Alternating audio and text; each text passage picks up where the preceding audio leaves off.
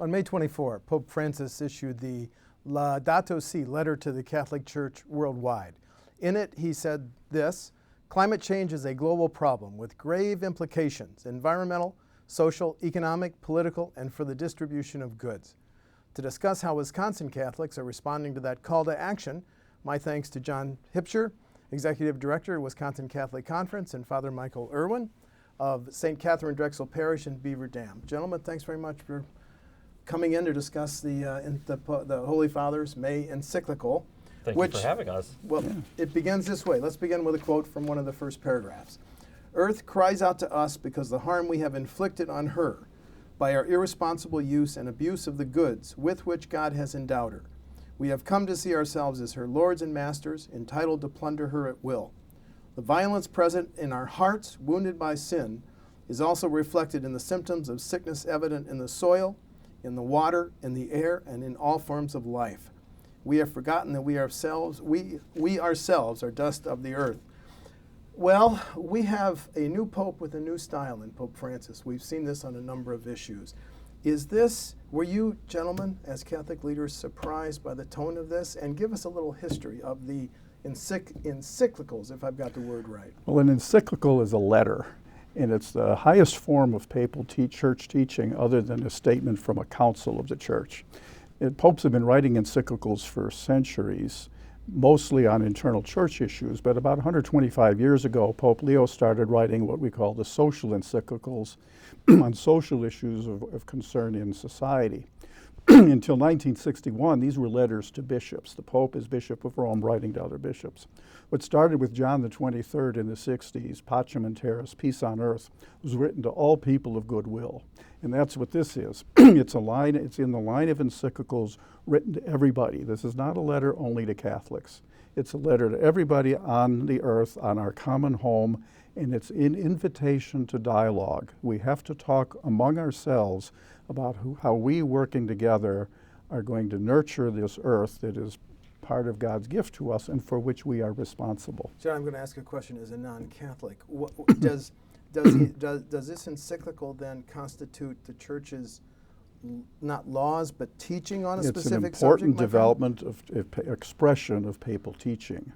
And it's not that radically different. You can see threads of what the Pope is talking about going back to Aquinas and earlier on the universal destination of goods, but he's certainly picking up and developing themes expressed by Paul VI, John Paul II, and Pope Benedict in recent years. So this is not revolutionary.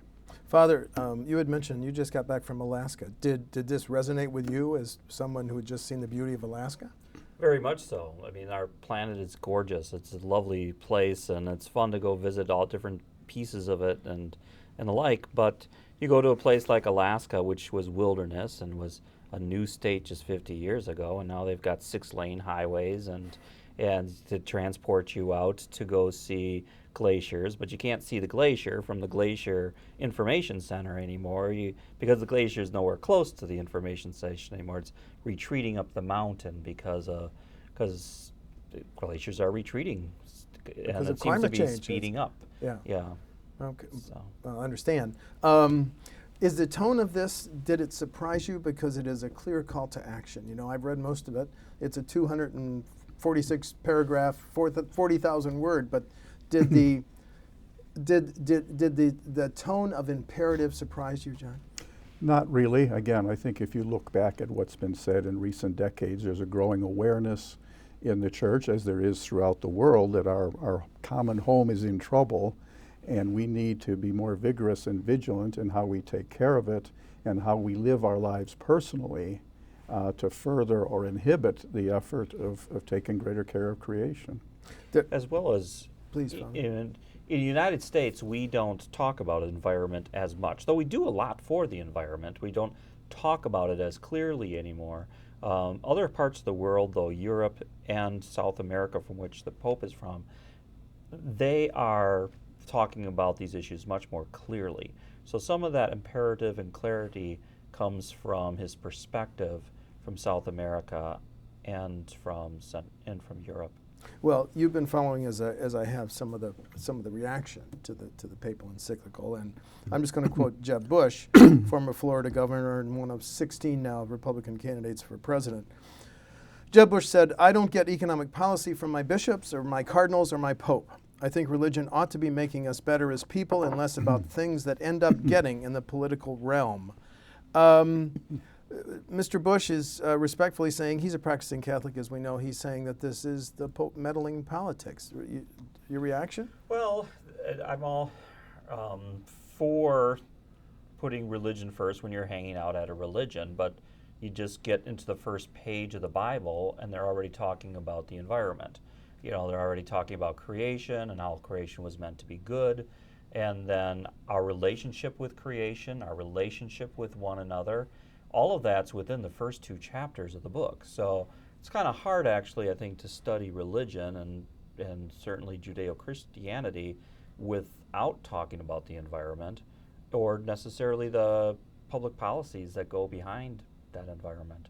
Can I ask if either of you gentlemen has heard any comments similar from Wisconsin Catholics to Mr. Bush's comments, that this is a meddling, improper crossroads of theology and politics? Well, I think certainly in the last 50, 60 years, there has been a lot more political engagement by the church. And so people who grew up in that environment, who are maybe weary in some ways of all the other arguing we do as a culture, you know, see that maybe the church, instead of necessarily resolving issues, are just feeding into the level of argument, maybe. And that can maybe be a perspective, but these are important issues. You know, what you read about in that first paragraph at the beginning of the show, this is important.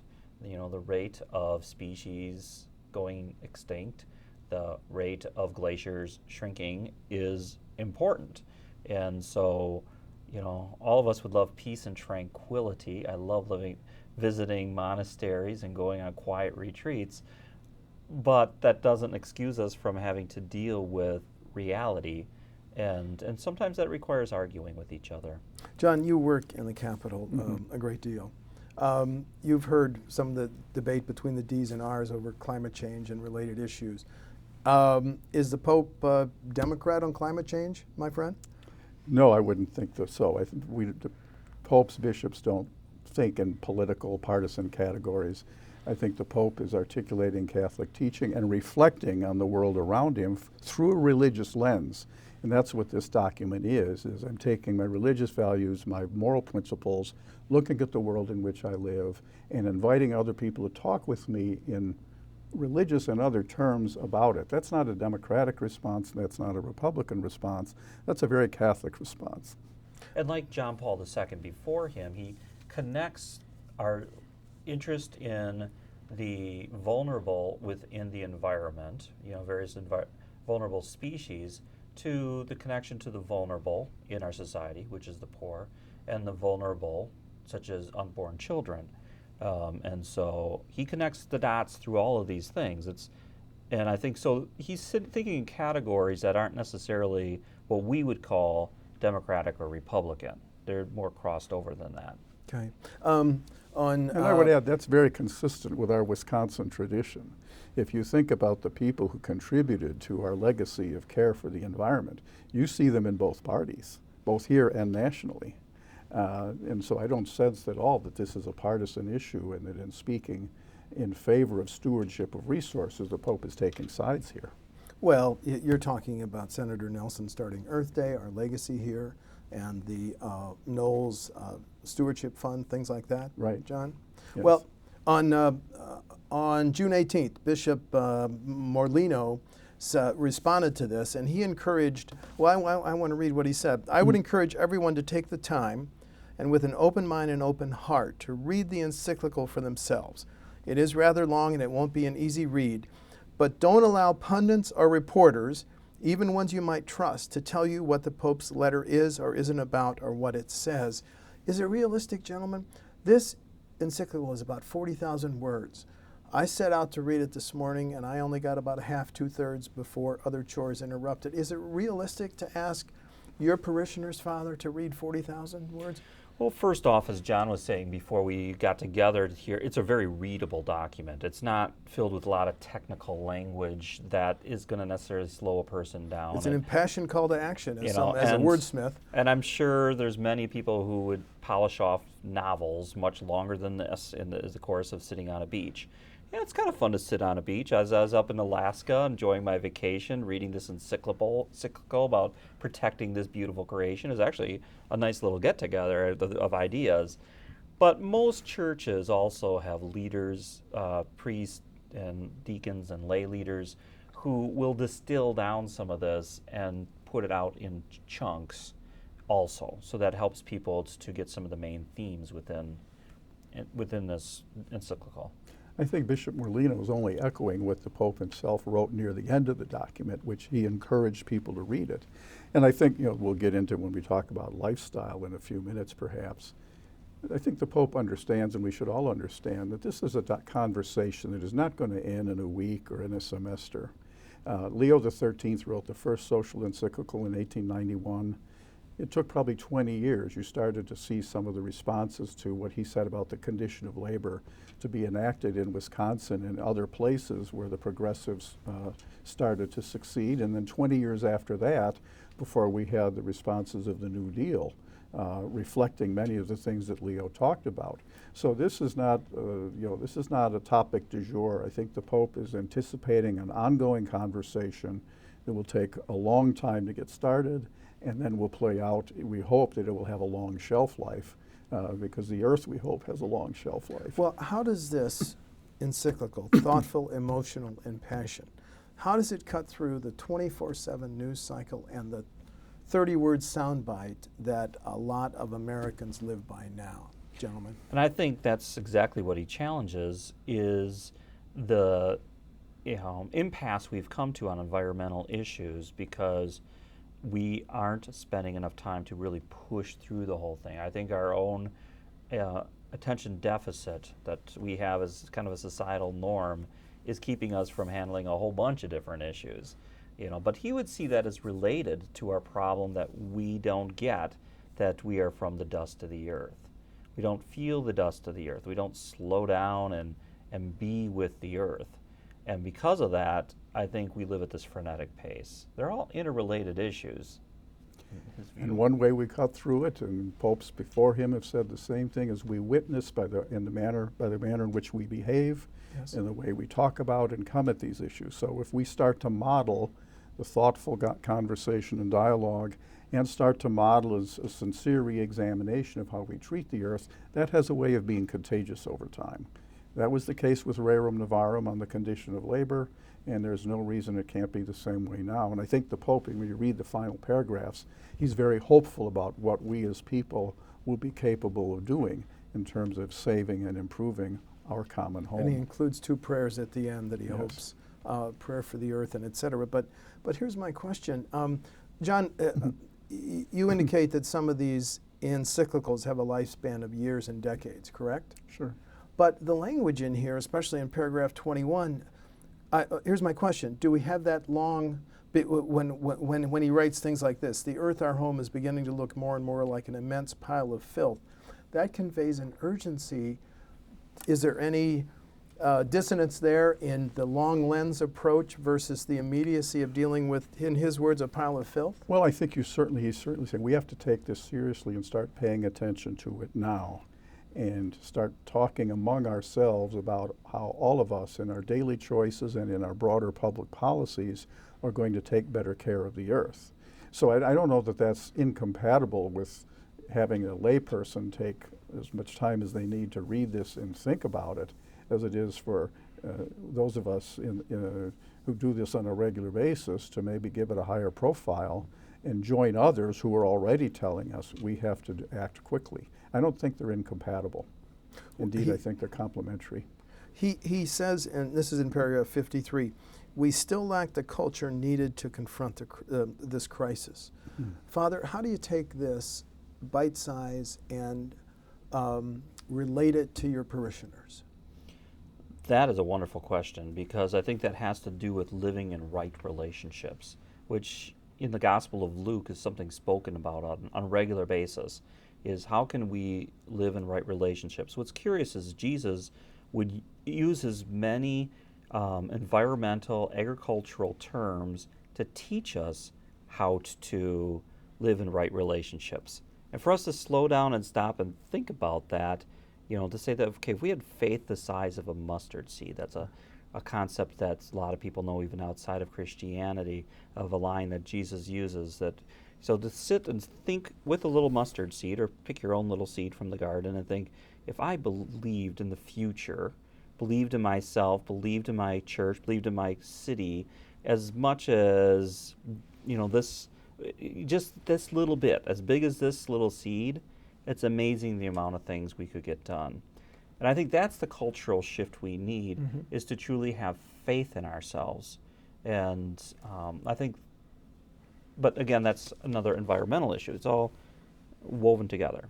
Have you begun in your own church giving these little sound bites, challenging your parishioners to make a difference that this letter from the Holy Father calls for, sir? Well, I think, again, because so much of this existed beforehand, we've been doing this for a while at our congregation. We had a major decision in Beaver Dam. We merged three churches into one. They originally were based on three different immigration and language groups that would no longer clearly exist, and so there was a decision to merge. But obviously that created some hard feelings.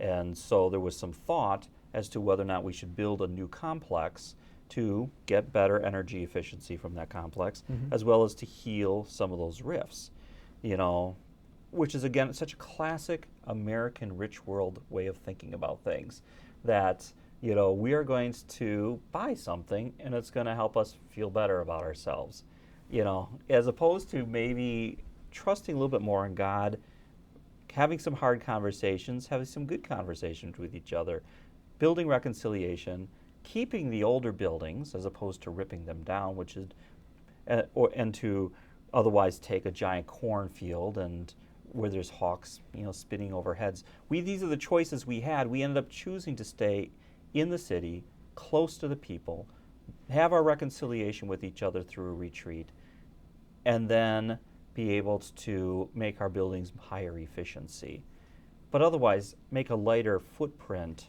environmentally. So this is what, for Katherine, Drexel, and Beaver Dam, has been our parish's trajectory for the last 5 years. So some of this just builds off of that and takes it a step further. So. But if you get a parishioner to think like the Pope hopes we all think, she or he could bring to you specific questions like, should I put a solar energy unit on my roof? Number one, should I buy a Prius? When I'm asked whether I want plastic or paper bags in the grocery store. So is there any advice you can give when faced with those basic practical questions? Well, I think, there's so much out there right now on the internet and other teachings about how to be more efficient environmentally. The Pope, gives some basic ideas here, simple ideas of, taking off your jacket instead of jacking up the air conditioning. Or in our church, instead of having our doors closed and air conditioning on for a half-hour weekday liturgy, we instead turn off the air conditioning, open the doors, and do it that way. So there's some very practical things we know. I guess I'm a child who grew up during the 70s, during the energy crisis of the 70s. Maybe all these things are so clear in my brain because of that. But there's so many possibilities to live life more efficiently. John, is the conference, as a result of this letter from the Holy Father, is the conference organizing some ways that local priests such as Father can begin to teach on this issue, and ways to enact some of the changes that Pope Francis once made? Well, at the national level, the bishops already, they've been funding an office called, I think it's the Catholic Campaign for Climate Change. And there's been a lot of education at the national level around calling attention to climate change as an issue. Now here locally, the Encyclical came out at the end of May. At the June board meeting, we worked out a plan. We're going to have a consultation in October with Father Irwin and 20 people like him from around the state who've read the encyclical. We're going to reflect on what it means. We're going to identify, with the help of other people, some major environmental issues facing the state, and then present the bishops at their fall board meeting. Here is what we have heard. Here are some opportunities to engage some of these issues at the policy level. Now, in terms of a blueprint for how parishes would respond, I think each diocese will probably be having internal conversations. And there's a parish like the one in Beaver Dam in probably every diocese where some good practices can be held up, and those conversations will continue. I mean, we've already had in my own parish at St. Denis, a very active layperson has been talking about this at parish meetings for a while now, and so the consciousness is raising. Were you surprised that in the encyclical, the Pope questions the ability of the media to accurately discuss some of these issues? Reading here from paragraph 47, furthermore, when media and the digital world become omnipresent, their influence can stop people from learning how to live wisely, to think deeply, and to love generously. And then one more sentence, efforts need to be made to help these media become sources of new cultural progress for humanity and not a threat to our deepest riches. Is the takeaway from the Holy Father that don't trust the media on these environmental issues, gentlemen? I think it's a recognition of the, Father's alluded to it several times, of this rapid pace that we find ourselves caught up in. And you have to cover today's story, but there's another one tomorrow. So how well can you get into the depths and the nuances of issues, and how can you sustain the interest? That's that 24/7 cycle you alluded to. Yes. So I think the Pope says we can't approach it that way. We have to be reflective, and we have to be sustained. This is a multi-season event, not a 1-week special in television terms. Do you see Wisconsin Catholics as open and receptive to the message? Because in paragraph 224, he talks about sobriety and humility. Once we lose our humility and become enthralled with the possibility of limitless mastery over everything, we inevitably end up harming society and the environment. I apologize for my speech problems. Is there a receptivity for this message? I think there's a receptivity. I think it would help if we start from all the positive changes we've already made. When I was a child, I don't remember many cranes around. And we had these sandhill cranes were just starting to be reintroduced at that time. And we've stayed with that project a good many years, because you can see I've gotten a lot older. And in fact, now you go out to any kind of environmental area, the sound of sandhill cranes are everywhere, much less other cranes that have been developed as well. We've proven the ability to stay with things before, and we've made some tremendous progress as a people. I think what's going to be most challenging for us is to think outside of the United States. I've had to challenge people from the pulpit to get themselves a passport and go anywhere, just to understand the U.S. from outside of the U.S. Because otherwise we don't tend to think about the rest of the world. So much of even our newscasts every day in the U.S. focus only on U.S. news, and then they reduce it back to how does this affect people in my town and my media market. I think we've got to find a way to get out there with this other media sources and truly utilize globalization in a positive way to understand how our decisions in the United States and Wisconsin, affect people in Africa, affect people in South America. How does our trade with China affect the environment? We need to be able to think outside of ourselves in order to address many of the issues that the Pope is raising within this encyclical. Do you think, let's pursue the news coverage just a minute. Do you think when news consumers on TV hear, as we do, about flooding in the South, drought in California, earthquakes, do they make a connection to climate change? And that appears to me to be a connection that the Holy Father wants them to make. Are they making that connection now, do you think? I think you're right unfortunately in our society we have really dug into the D and the R issue. And then people tend to watch media sources that align only to their previous point of view, and then they will just go deeper into their point of view. And I think that seems to be the dynamic right now. As a veteran of the Capitol, John, do you see more alignment along DNR, and we're not listening to anything else beyond the R&D label, John? The people elected in the Capitol have always reflected the society that elects them. And what he just described in the society is reflected in the Capitol. And I think that's a challenge, but it's a challenge we can deal with. It's a challenge that we can learn from and move on. I think, going back to the news stories about the different disasters or meteorological events, I think there's a greater awareness, that these things may be connected, that science is telling us how they're connected. And this is a teachable moment, and the Holy Father has grasped that teachable moment and tried to offer a very valuable insight into how we deal with it. Because that actually goes back to the fact that we are relatively wealthy these days compared to world history. And with our technological developments and transportation options, it allows us to choose where to live. So that's part of why we are so polarized, that in my family, there's 8 of us kids, those who wanted to live in more of a progressive area moved from the hometown to the progressive area. Those who want to be more conservative moved to more conservative areas. Some moved to more Northwoods. Some went out to the southeast. So people move according to their personalities, according to their politics, and that creates communities that really are polarized, or into their own ideological views. And that's, That only works up to a point, and the Holy Father's point is, at the end of the day, the earth is our common home, and we're all going to live here. And you can run, but you can't hide. And the problems and the needs in one area will affect us all, and are affecting us all. And only acting together as members of the same family are we going to make the world a truly fit place for all of us to live in. Did this encyclical give the Catholic Conference one more thing? Did it add to your capital agenda?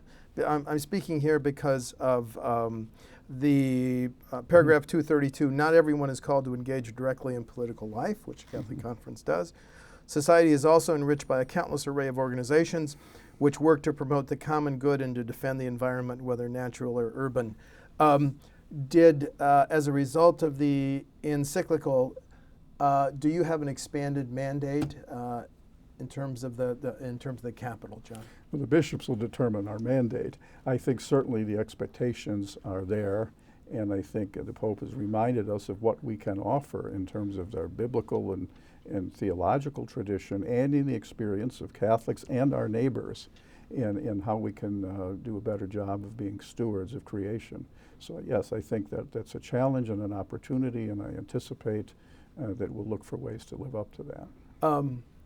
I'm going to ask you, do you see good news? Is there a hopeful message in this? And maybe I'll jumpstart it this way on paragraph 71, where he talks about Noah, going back to the Genesis. In this way, God gave humanity a chance of a new beginning. And this is a line that really caught my attention as someone who admires words. All it takes is one good person to restore hope. So talk to me about the encouraging or the good news message in this letter. Anything else? I think there's a lot of good news within it. I think there's been a lot of people, again, on both sides of the political aisle, who have been concerned that the environment isn't being talked about enough, that preserving species isn't being talked about enough, and that we could have dialogues as to, improving that situation in a way that's politically and economically possible. It doesn't bankrupt companies. It doesn't, keep people like me from going to Alaska. Hopefully we can still live life with zeal, but be able to do it while preserving this planet for the next 1,000 years or next million years. To think long term here, and it's very doable. And it's fun that the Pope comes out there with great excitement, knowing it's doable, and maybe gets us rejuvenated to handle all those issues at the same time. We're almost out of time, so my next question concerns the crossroads between theology and politics. Should, as we approach the 2016 campaign season, we'll be electing a president, a U.S. senator, and members of the Wisconsin legislature, should voters ask these candidates some of the environmental questions from this letter from the Holy Father? John? By all means. I mean, By all means. The presidential elections are about the common good and those issues and facts that affect all of us. And the earth, we all breathe the same air, we all drink the same water, we till the same soil. We all have a stake in a healthy environment. So it's very important that we ask those who would aspire to lead us how they're going to foster our ability to do those things. Is this a accountability that you will speak to in your homilies in terms of asking your parishioners to have a environmental litmus test for those that want their votes, sir? Well, this is one component of all the different ethical considerations that need to be brought into choosing a leader. It has to do with economic sustainability, has to be mutual respect between all peoples, including the unborn, has to do with can we make our planet sustainable. There's a whole spectrum of ethical issues that your average Catholic needs to pray about, weigh within their minds, so that we can make progress as a global community. Well, let's close with one of the final paragraphs in the Encyclical, that word that I'm having trouble with. God, who calls us to generous commitment and to give him our all, offers us the light and the strength needed to continue on our way. In the heart of this world, the Lord of life, who loves us so much, is always present. He does not abandon us. He does not leave us alone, for he has united himself definitely to our earth, and his love constantly impels us to find new ways forward. Praise be to him. So this is a message you're both going to carry to Wisconsin Catholics? Amen. Yes. Amen. Yes. And maybe a final question. 5-10 years from now, you would hope that this encyclical generates what change? John, you want to go first? I think a greater societal consensus that we as human beings, our behavior does affect things like the climate, and by living more responsibly and taking greater care of the earth, we will see an improvement. Father? I think it's going to add to the globalization phenomena and a dialogue happening at the globalization that allows us to share this planet, as John says, and have that as part of our global conversation of how we are together protecting our planet. Thank you. I want to thank John Huebscher, and I want to thank Father Michael Irwin for participating in a very serious and respectful dialogue. Gentlemen, thank you. Thank Thank you. you. Thank you.